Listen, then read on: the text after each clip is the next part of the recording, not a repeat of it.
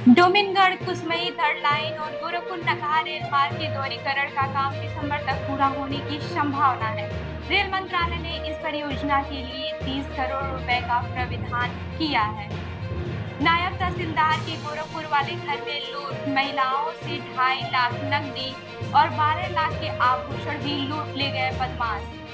Gorakhpur DDO दीक्षांत समारोह में राज्यपाल बोली, भारत को भी नोबेल पुरस्कार मिले, ऐसी शिक्षा प्रणाली विकसित करें। गाजियाबाद में हापुड़ रोड पर चलने वाले ई रिक्शा पर बैन लगाने की तैयारी चल रही है। बता दें कि मुरादाबाद, रामपुर और लखनऊ जाने वाले वाहनों को ई रिक्शा के कारण ट्रैफिक जाम का सामना करना पड़ता है। इस वजह से यह निर्णय लिया गया है। डॉक्टर से रेप मर्डर केस में पीड़िता को जल्द न्याय दिलाने और रेप में फांसी की सजा का कानून बनाने की मांग को लेकर टीएमसी के कार्यकर्ता आज पूरे पश्चिम बंगाल में प्रदर्शन करेंगे। प्रधानमंत्री नरेंद्र मोदी 3 वंदे भारत ट्रेन को दिखाएंगे हरी झंडी। सुप्रीम कोर्ट की जज जस्टिस हिमा कोहली 1 सितंबर को रिटायर हो रही हैं। उससे पहले सेरेमोनियल बेंच के मंच पर जस्टिस कोहली ने कहा कि वह चाहती है कि उनके बाद किसी महिला जज की नियुक्ति की जाए। मैं भारत का चीफ जस्टिस बोल रहा हूँ, ऑडिट प्लेस में फंस गया। मैसेज और कॉल करके ठगी करने के मामलों के बाद अब सीजीआई का एक फर्जी मैसेज वायरल हो रहा है। इसमें कैब बुक करने के लिए पैसे मांगे जा रहे हैं। सोशल मीडिया प्लेटफॉर्म एक्स पर एक पोस्ट के मुताबिक भारत के मुख्य न्यायाधीश डिवाजी चंद्रचूड़ होने का दावा करते हुए एक शख्स ने 500 रुपए की ठगी करने की कोशिश की है। मुख्यमंत्री को सुप्रीम कोर्ट ने लगा दी लताड़, कहा संस्थाओं के प्रति परस्पर सम्मान रखना बुनियादी कर्तव्य है और एक दूसरे के क्षेत्र में हस्तक्षेप नहीं करना चाहिए।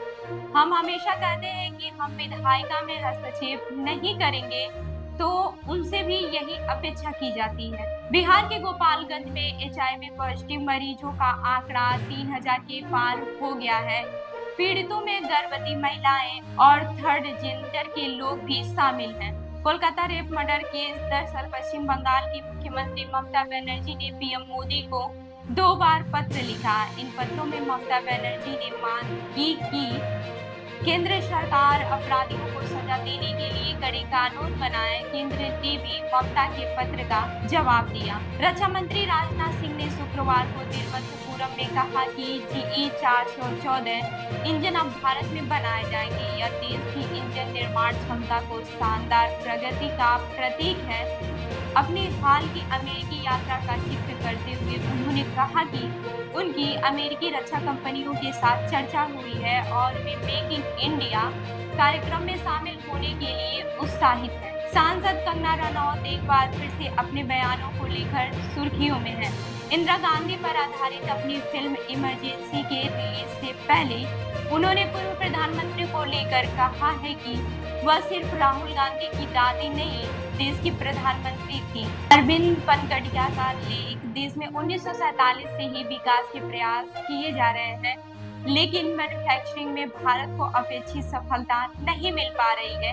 इसके कई कारण हैं, लेकिन सबसे बड़ी वजह यह है कि हमने अपनी लेबर फोर्स का प्रभावी इस्तेमाल नहीं किया है। नेपाल ने किया भारतीय गांव पर कब्जा। नेपाल सरकार ने विवादित गांव को हथियाने के लिए पूरा का पूरा त्रिवेणी नगर पालिका क्षेत्र को गंडकी प्रदेश से निकालकर लुम्बिनी प्रदेश में शामिल कर लिया है।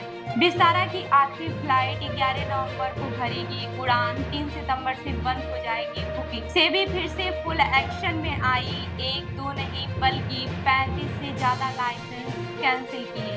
टाटा ग्रुप की कंपनी टेट ने पिछले कुछ सालों के दौरान निवेशकों को धांसू रिटर्न दिया है।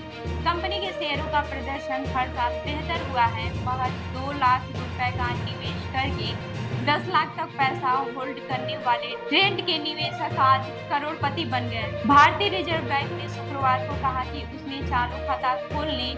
जमा पर ब्याज दर पर नियमों का सही से पालन नहीं करने पर आरबीआई ने सख्त फैसला लिया है। आरबीआई का कहना है कि प्रावधानों के उल्लंघन के लिए यूको बैंक पर 2.68 करोड़ रुपए का जुर्माना लगाया गया है। जियो फाइनेंशियल सर्विसेज के शेयर की बात करें तो यह 321.75 रुपए पर है। शुक्रवार को यह शेयर 1.21 टूटकर बंद हुआ। अप्रैल 2024 में यह शेयर 394.70 रुपए तक पहुंच गया। वीर एनर्जी एंड इंफ्रास्ट्रक्चर लिमिटेड की शेयर इन दिनों फोकस में है। कंपनी के शेयर में लगातार तूफानी तेजी देखी जा रही है। गौतम अडानी की झोली में गिरी एक और कंपनी अडानी ग्रुप के लिए चौतरफा अच्छी खबरें आ रही हैं। अडानी परिवार देश का सबसे अमीर परिवार बन गया है और इसके साथ ही उसने अपनी बिजनेस को तेजी से फैलाना शुरू कर दिया है। इसी कड़ी में ग्रुप ने एक ग्लोबल कंपनी को खरीदा है। 2021 में यूएई ने फ्रांस की कंपनी डसाल्ट के साथ 80 राफेल खरीदने की डील की थी। फ्रांसीसी अधिकारियों द्वारा टेलीग्राम के सीईओ पावेल दुर्व की गिरफ्तारी को लेकर अब यूएई ने इस डील को रद्द कर दिया। कर्ज फ्री पेनी स्टॉक को खरीदने की मची लूट, 2 दिन में 27% चढ़ा भाव, 26 रुपए पर आ गया एनर्जी कंपनी का शेयर। अरबपतियों की सूची में अयोध्या के लक्ष्मण दास का भी नाम है। हारून इंडिया रिच लिस्ट के टॉप 500 लोगों की इस सूची में 360वें स्थान पर है।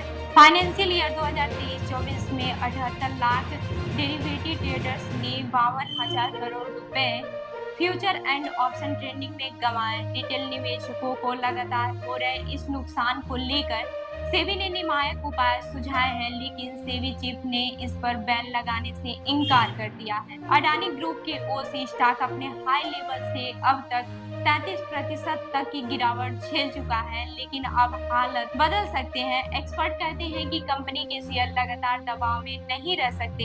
यहाँ से कुछ प्राइस रिवर्सल देखा जा सकता है।